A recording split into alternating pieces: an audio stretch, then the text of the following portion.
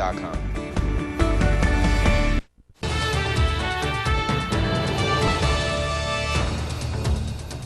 welcome back to Capitol Tonight.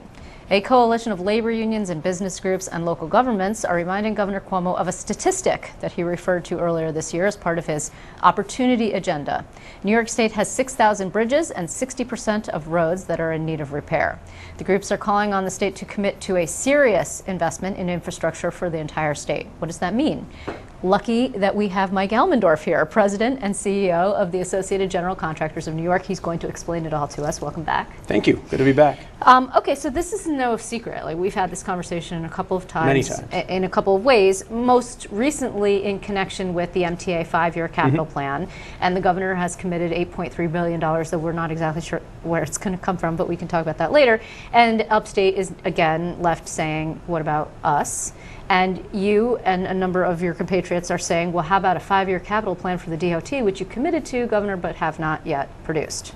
Well, it's a couple of things. And it's not just Upstate, by the way. I mean, when you think roads and when you think transit, you don't necessarily think Upstate because primarily you're talking about the MTA, no, right? But there's actually increased use in transit Upstate in various different areas. Right. But yes. But the current conversation is about the MTA versus DOT capital and sort of putting a little historical perspective on it. Back in the early 90s, when the dedicated Highway and Bridge Trust Fund was created by then Governor Mario Cuomo, very shortly thereafter, the MTA was in financial difficulty. It's one of many Groundhog Day experiences that we have around these parts.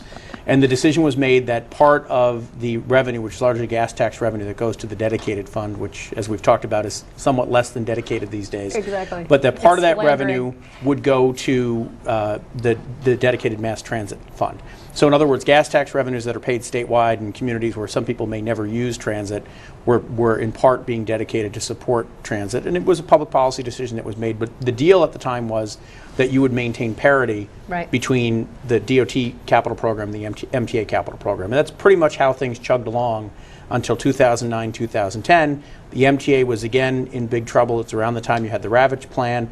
And parity was broken, and there was, some political dynamics at that point. The Senate Democratic majority was in charge, and it's not a political observation, but it meant largely that at that point, at least, given the makeup of the leadership, Upstate was not really at the table. Right. So parity was broken, and since then, you've had substantially higher MTA capital programs than DOT. So the governor now making this $8.3 billion commitment to the MTA, I think, is a real opportunity to have a serious conversation about moving back towards parity, which is what should happen. Okay, well, a couple of questions. First off, I mean, if parity had been maintained from 2010 to now, would we be at, full capacity in terms of road repair and bridge repair? No. But we'd be a lot better off. I mean, you'd be talking about $6 or so billion additional having been invested over that time in the DOT system, which is primarily roads and bridges, but it's other modes like, rail and ports and airports and things like that as well that are part of DOT capital, but it's mostly roads and bridges. And the answer is no, because that's the sad part, right? If you had $6 billion more, you still wouldn't have everything in a state of good repair, but you'd be a lot better off. And you referred to the group that signed on to the letter that we have sent today to the governor and to the legislative leaders. And the word unprecedented gets used in a lot of different ways by a lot of different people.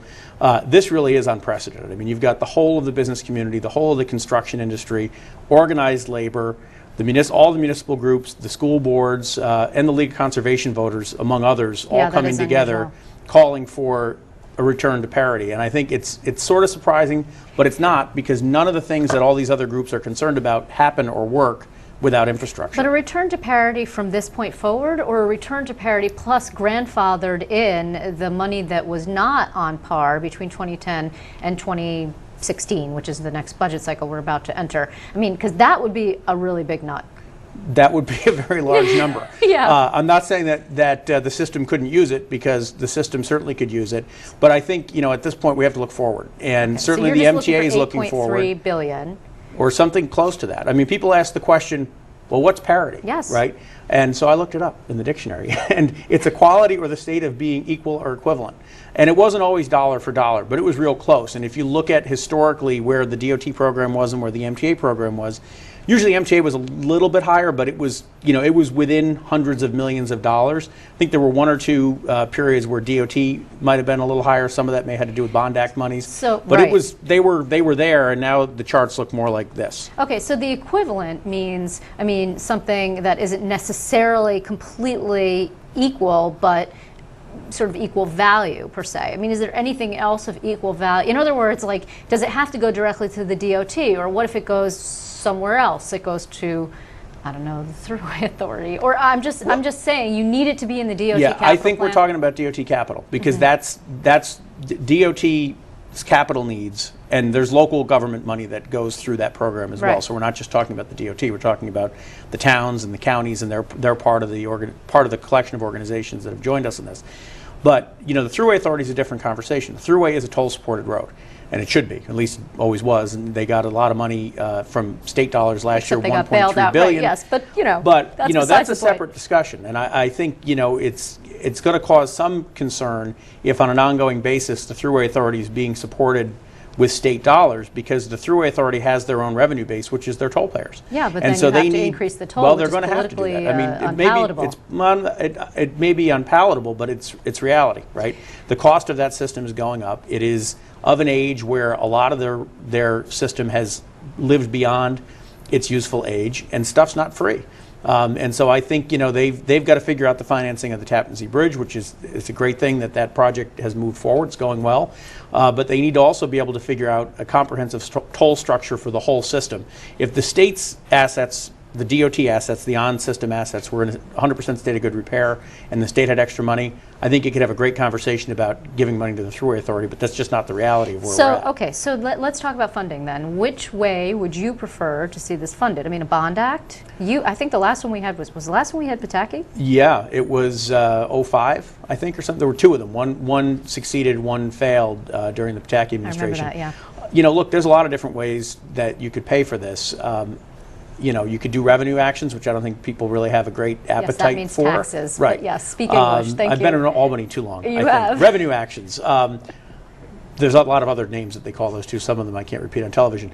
But, at the end of the day, look, the MTA came forward with their needs, and their needs are going to be in large part met. Although they would tell the same story. And by the way, we support the funding for the MTA. Our industry does their work too.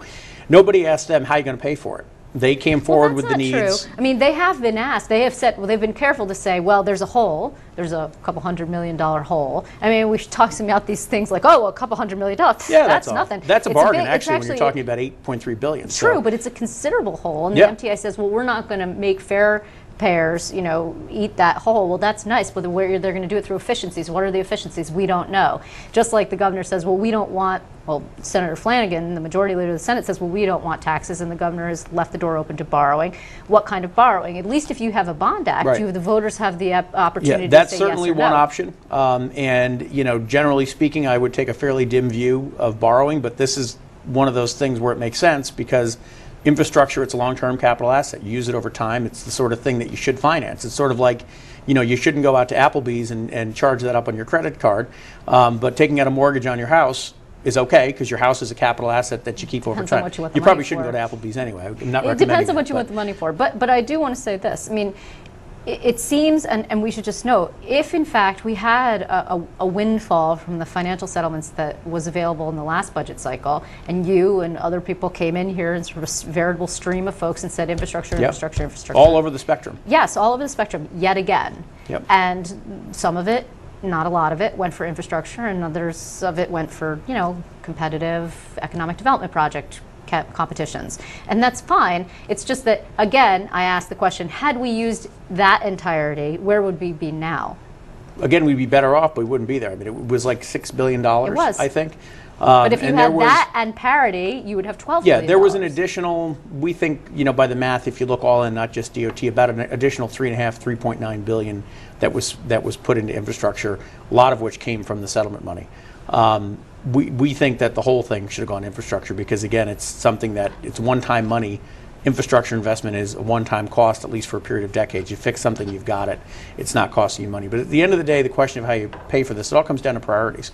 And whatever your other priorities might be, whether they're education, whether it's economic development, these things don't work if you don't have infrastructure. And if your state is falling apart, if your roads and bridges are closed, you can't be open for business. And it just becomes one more reason why people won't want to invest or locate facilities, jobs, economic activity in a region or in a state. So we've got to do these things. Increasingly, it's becoming a general fund obligation because the revenues don't work for a variety of reasons. The dedicated fund is broken, and drivers have changed. Cars have changed. They're more fuel efficient. The dedicated fund and make it actually dedicated. I think there's a variety of things you can do. I think there's ways you can restructure the gas tax that don't necessarily equate to an increase for the end user at the pump. We've got one of the highest gas taxes, if not the highest in the country.